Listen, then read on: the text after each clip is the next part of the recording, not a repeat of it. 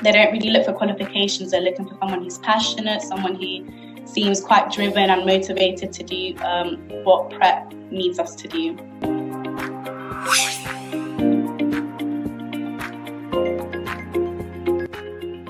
Our trains are extremely fast and can travel up to 125 miles per hour in the UK. They also weigh up to 400 tonnes.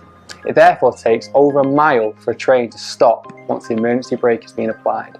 That's the equivalent to 20 football pitches in length. Now, no train driver can see that far away, so if you're on the railway, you won't be able to stop in time.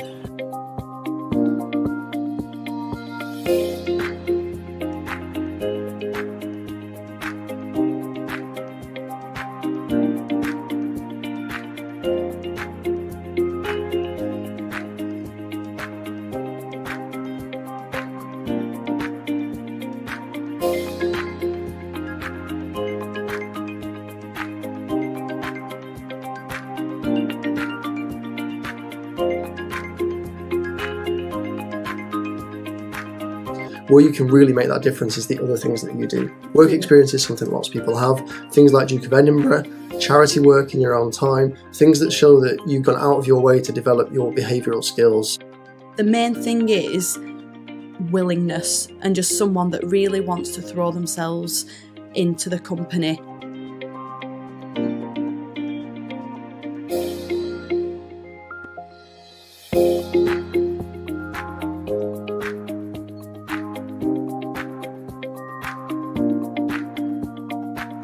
The people that really stand out for me are those that are very well prepared. They present themselves and things like CVs and any experience they've had well, and just come across really positive and keen.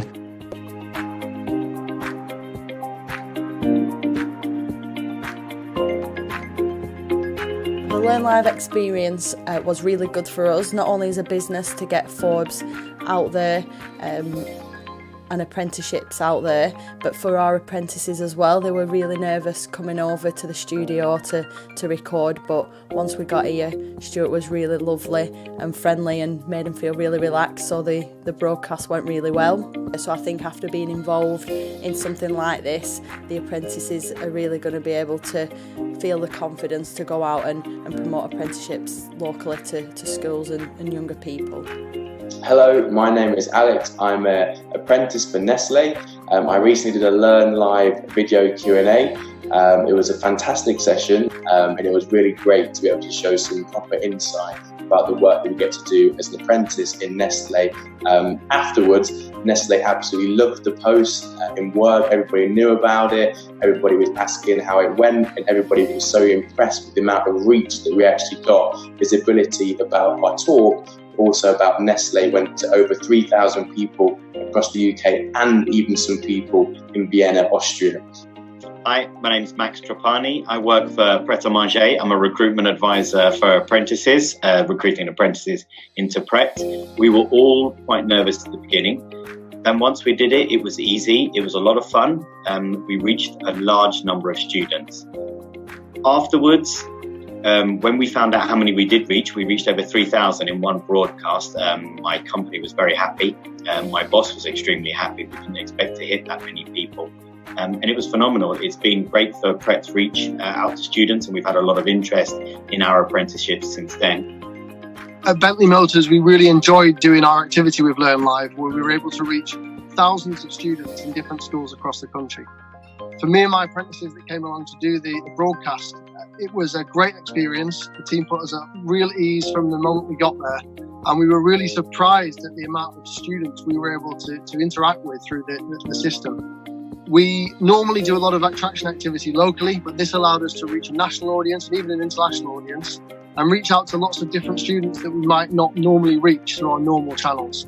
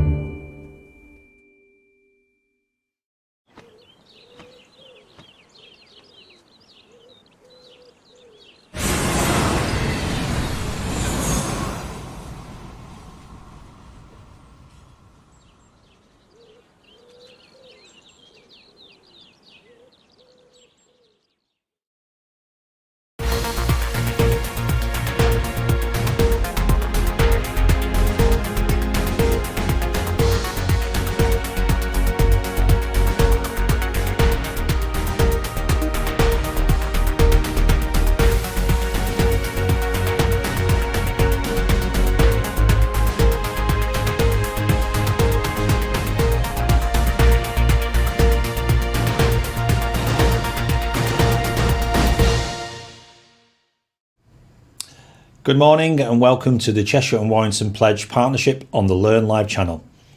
The idea behind the Cheshire and Warrington Pledge is to put employers at the heart of inspiring, informing and communicating with the next generation of employees in the Cheshire and Warrington areas. There are opportunities for a variety of roles such as warehouse operatives, accountants, politicians and computer network architects, and that's just to name a few. These will be featured on the Learn Live channel with the sole purpose to help make you stand out to future employers on the field that you want to be in. So far we've heard from companies such as Priestley College and Apprentify, but today we'll be hearing from Franklin Financial's Ian Cottrell. Ian will be discussing the ways Franklin Financial are there for you during these times and how you can get involved. If you have any questions, please make sure you ask them in the live chat facility next to the video player, and a member of the team will get back to you and answer any questions you may have. Now, over to Jen, who's with Ian. Hi everyone, my name's Ian Cottrell. I'm the Business Relations Director at a company called Franklin Financial Management. I'm here with a colleague of mine, Chloe. Do you want to say hello, Chloe? Hi everybody, yeah, my name's Chloe and I'm Business Relations Coordinator here at Franklin Financial Management. Thanks, Chloe. We're here today to talk to you a little bit about employability. We work in a wealth management sector, and we're here to talk a little bit about, from a small company's point of view, what we look for in young people when we're actually looking to employ them. And also we're here to ask Chloe a few questions about her journey in terms of joining FFM that we call ourselves, and any decisions and any changes she would have made along the way before she actually joined the organisation. So let's have a look at a presentation we've put together. Okay, so let's start the presentation and tell you a little bit about FFM. We've done the introductions, so my name's Ian and we're going to be chatting to Chloe a little bit later on to find out a little bit about her job role and how she came to join the company. So who are we? We are a leading wealth management company based in Congleton. We provide a range of wealth management solutions from investments to pensions. And it was established in 1999 by our Managing Director, Andy. We have a diverse UK client base to whom we provide a transparent and thorough approach, creating a bespoke plan for each client. And we've got three principal aims as a company. First one is to preserve and grow their wealth. Second one, to manage the existing assets of our clients. And the third one is to protect our clients from financial risk. Our purpose is to build and grow a sustainable intergenerational business for both clients and employees, improving the life of everyone, enjoying the journey and giving back. Okay, what do we actually do? So we provide holistic financial advice, managing clients' money and borrowings and protecting against risk and building capital for a secure financial future. However, when we're talking about working in a wealth management company, we have a team of financial advisors, but there's also a lot of other staff that actually work with the company in order for us to provide those services for clients. The business relations team being one of those. And again, we'll find out a little bit more from Chloe later on in terms of what we actually do as a business relations team. There's the team. Okay, so we're now employing over 35 staff. The average age of our staff is actually quite young for a wealth management company. We do look to employ younger people where we can and actually help them develop their career within the organisation. We're growing as a business, probably doubling every 3 years, which means there's going to be further opportunities as we continue to grow. Departments we have within the company range from accounts, we've got the financial advisory team, we've got paraplanners, we have the business relations team, we have the mortgages team, we also have an auto enrolment team. So the jobs are actually very varied in terms of what could match your skills when working for an organisation like ours.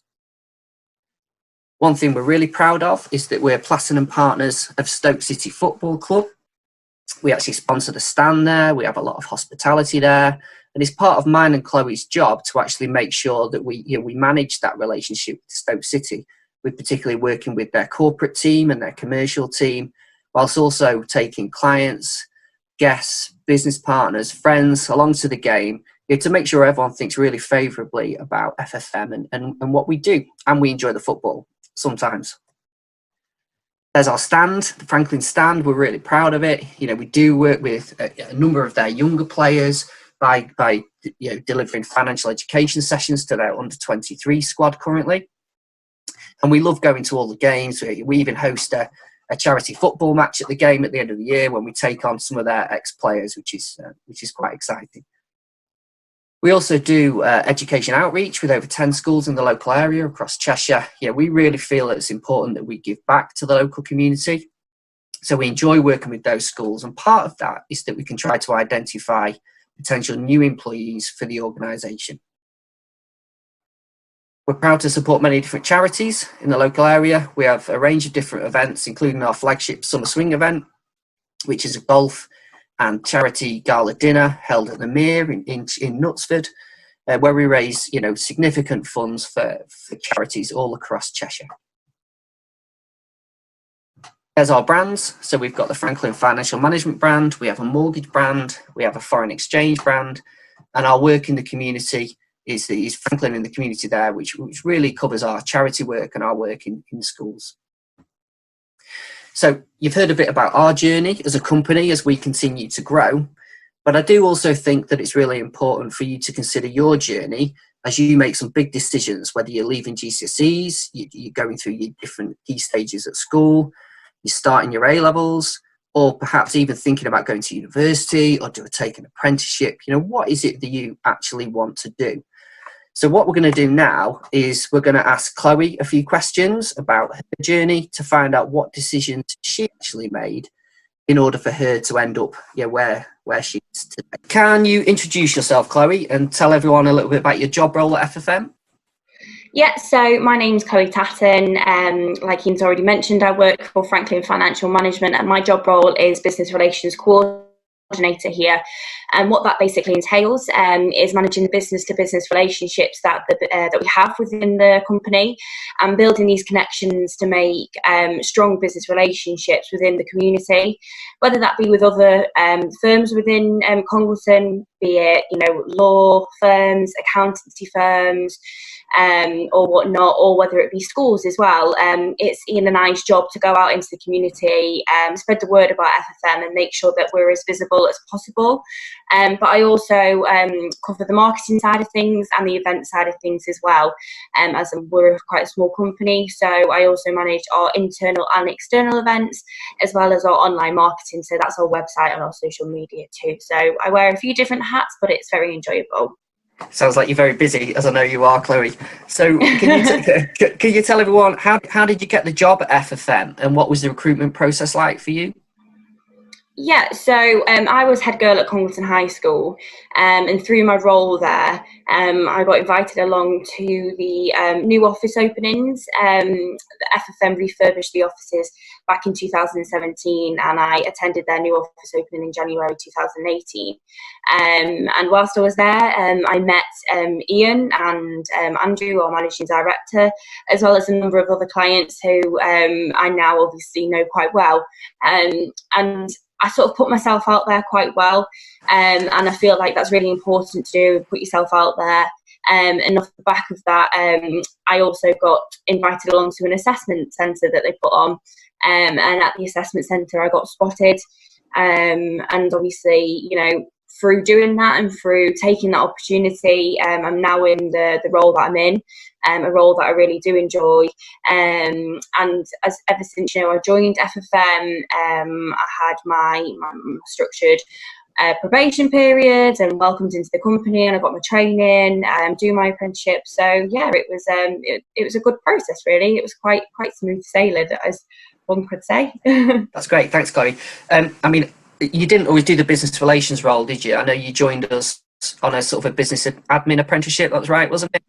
Yeah. How did the change come about then? Yeah, so back in July 2018, when I joined, like you said, Ian, on a business admin apprenticeship. And I feel like one of the benefits of being in a smaller company is that you have a really good relationship, maybe more so than in the bigger corporates, with your manager. and your directors and the bosses know you and whatnot. And through my one-to-ones, I expressed that perhaps I wanted to explore different avenues within my journey, but also the directors and my manager spotted that my the experiences obviously that I'd had at school through being head girl, my interpersonal skills probably better suited being out and out of the office, meeting people, and that's how I sort of discovered the role in business relations. So it was just sort of a natural progression over to business relations, but it was something that was very much supported by the directors of the company and also my manager. But yeah, the apprenticeship in administration has definitely given me sort of a good foundation to get another qualification and learn a bit more about the different aspects of the business. It's in fact, employing people like Chloe really helped us at FFN to understand the real value that employing young in the organisation. Actually, with you being able to show those skills that you did, Chloe, in terms of your interpersonal skills, really meant that we needed to capitalise on your strengths as well, really. But you highlight on it. But what is it specifically you enjoy about your current role? I think really I get to meet so many different people and individuals, and I love that side of things. I could go 1 minute from being in quite a formal business meeting to the next minute being in a school and doing an interactive session on how to put yourself out there when it comes to employability skills. And I think that's the beauty of it, is that I'm completely I feel like I'm always enhancing my skill set because I'm always doing different things. And I just think that, by doing the role that I've done, I've really, found what I enjoy doing. And if it wasn't for Franklin giving me that opportunity, then I wouldn't be here today. So yeah, I'm very grateful for that.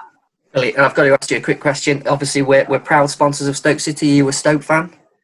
Of course, yeah. I'm a complete Stoke fan. Maybe one of the many or the many few at the moment, but yeah. Good. Right, okay. Right, taking you back a few years then, Chloe. So when you were finishing your GCSEs, you went on to Congleton High School. Was this an easy choice, and why didn't you go to college?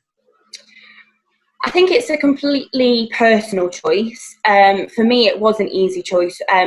From the aspect of I had a really good relationship with all of my teachers at Congleton High School, and I was very lucky in the aspect of they were supportive of me and what I wanted to do. And I just the options that I took for A-level, which were business, law and psychology, I just thought, I know the teachers here, I know the surroundings, I feel like I'll be better suited doing it here rather than going off to a college.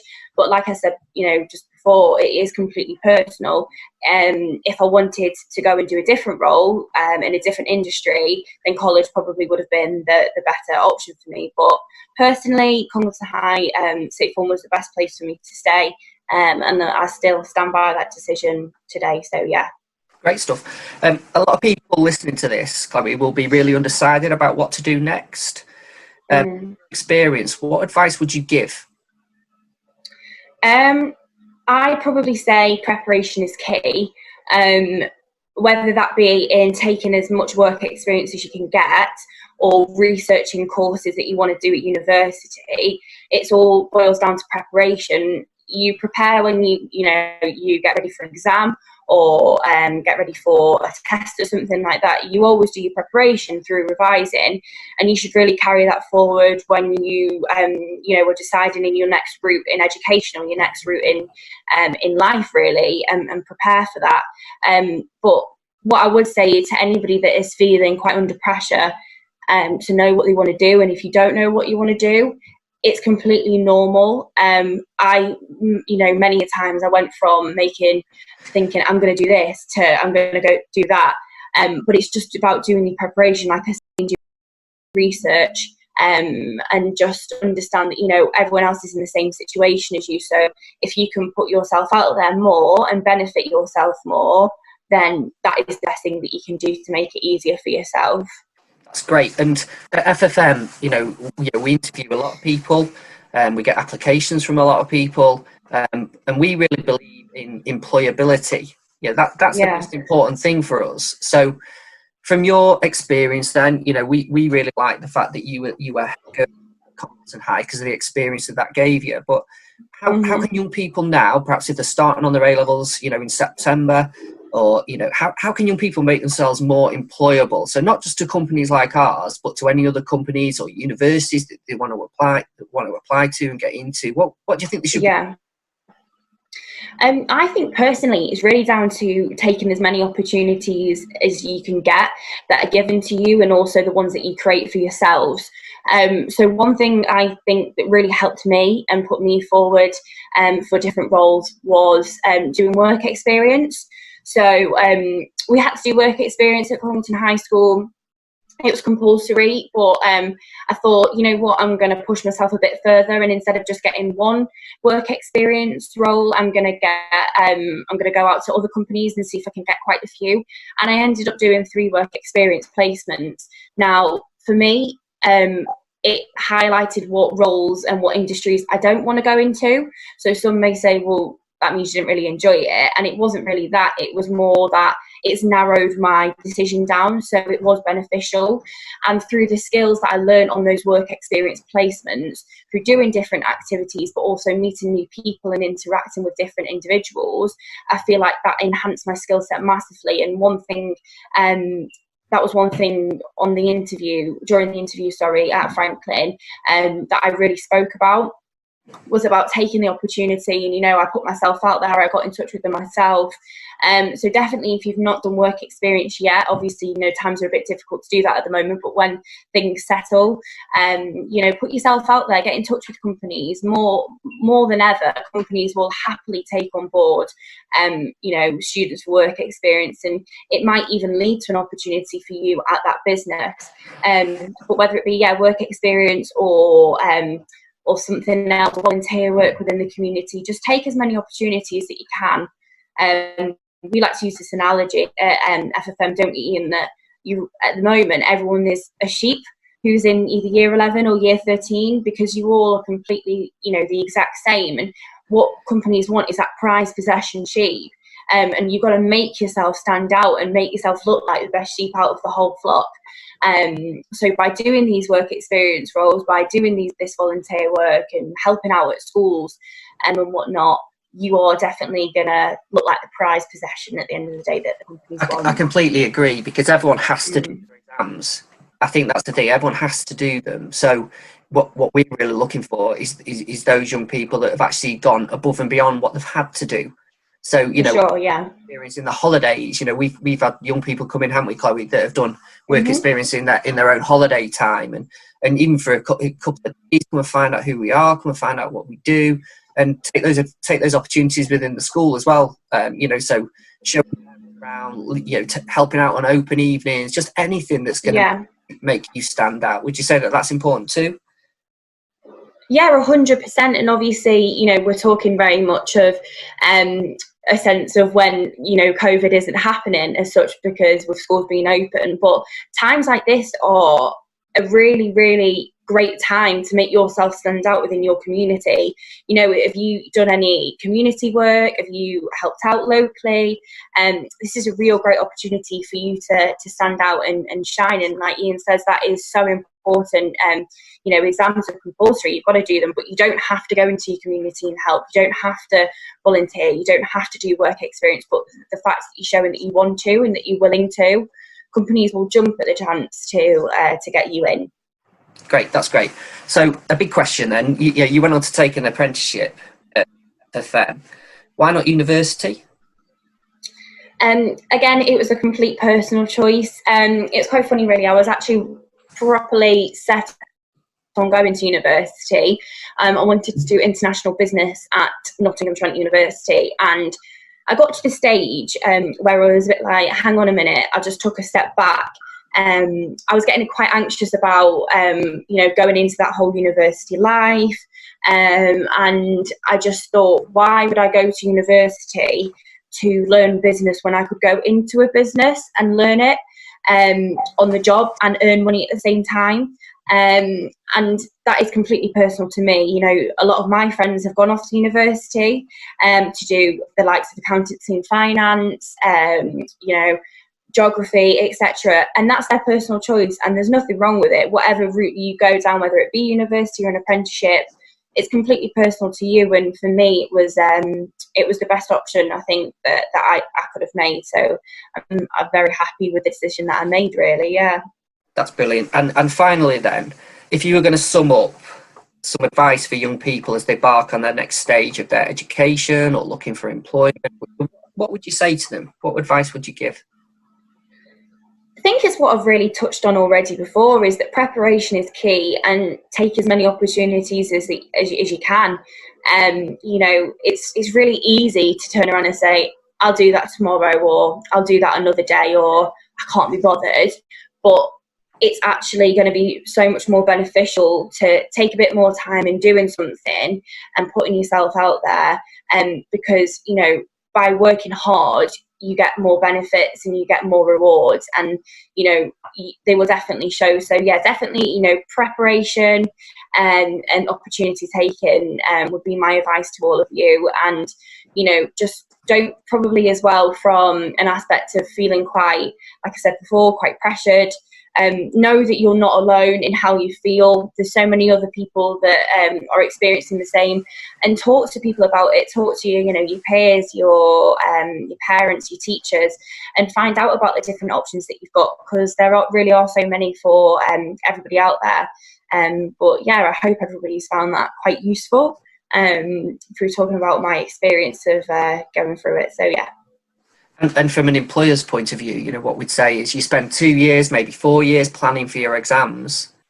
At the same time, what you should be doing is also planning for your future employability, you know, to enable, as Chloe said, enable you to be able to stand out. So, you know, employers want the best people.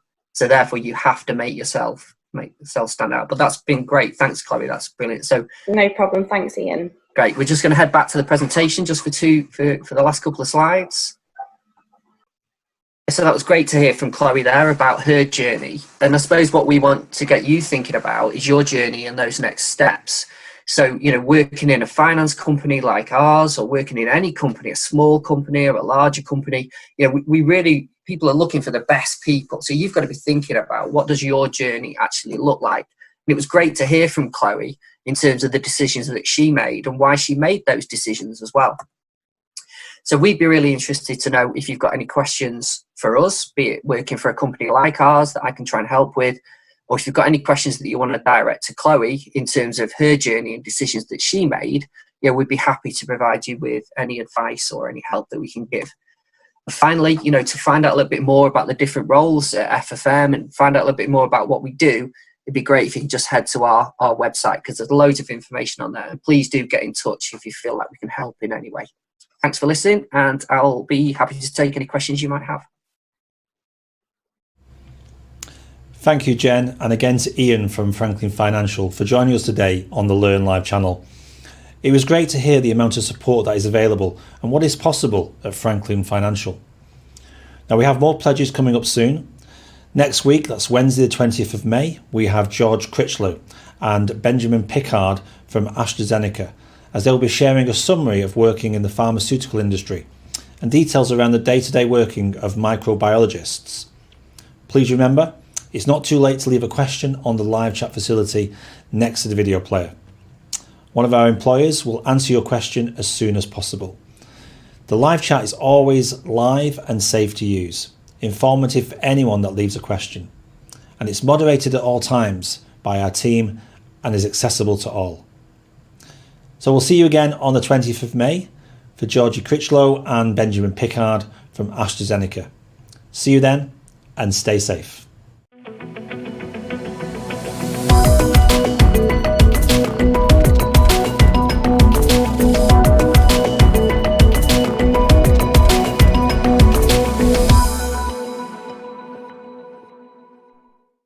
Welcome to this live chat facility tutorial.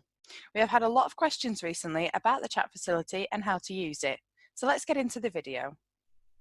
The chat facility is built with students in mind, with a tool that doesn't need to be parent or teacher led. Each of our pages are linked to the person behind the broadcast, even after it's finished, so you can always ask your questions and get a response about the broadcast. So, let's have a look at how to use the chat facility. To use the chat facility, the first thing to do is to type your comment or question into the chat box.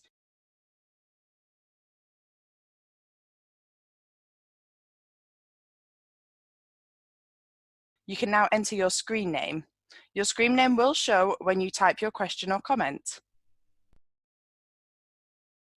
Now you will see the chat facility ask for your email address. As I mentioned before, each of our pages are linked to people from the organisation who can reply to your questions. You can enter your email address, which will not be shared with anyone, to get a direct response from the people behind the broadcast. If you do not want a direct response, then click the button at the bottom. People behind the broadcast can still respond to you if you don't provide your email address. This just means you may have to come back to the page to check the response. You can now speak to the people behind the broadcast and ask any questions you may have, or check out our partner pages to see the companies we work with who you can speak to right now about their current vacancies. You can also check out our careers page, which connects you to employers. Our live chat service is linked 24/7 to employers from a wide range of sectors, all waiting to hear from you. You can leave a question about how to produce a professional CV or how to prepare for interviews, anything work related, and one of our businesses will respond to you directly. You can also access a wide variety of live interactive broadcasts and video on demand with the live chat support on all pages. Now this bit is for the parents, guardians and teachers. The best bit about the live chat facility is that it is completely moderated, so you don't need to worry if your young person leaves a silly comment, as it will only show on their screen and no one else's.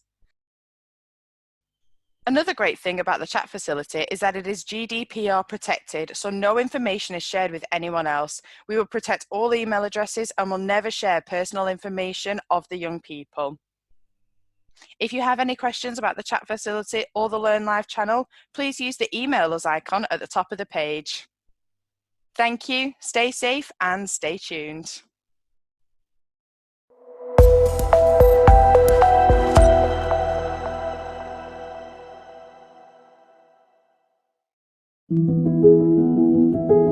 So the Pledge is a sort of organisation that tries to connect young people with businesses. So we work with schools and colleges and different organisations, so different charities and everything as well, to get young people engaged with us and into the workplace. We got involved with the Pledge probably 3 or 4 years ago now. We went along to one of the first meetings and it was actually really exciting. There were a lot of people there from local schools and local businesses. So from our perspective as an employer, it was great to sort of connect with local Macclesfield businesses, really. The Pledge has been able to give me more confidence in myself. I think I've really been able to get on well with my employer because I've seen other employers being engaged through the Pledge. I think it was in year 11, Trevor came in, did an assembly about the Pledge there.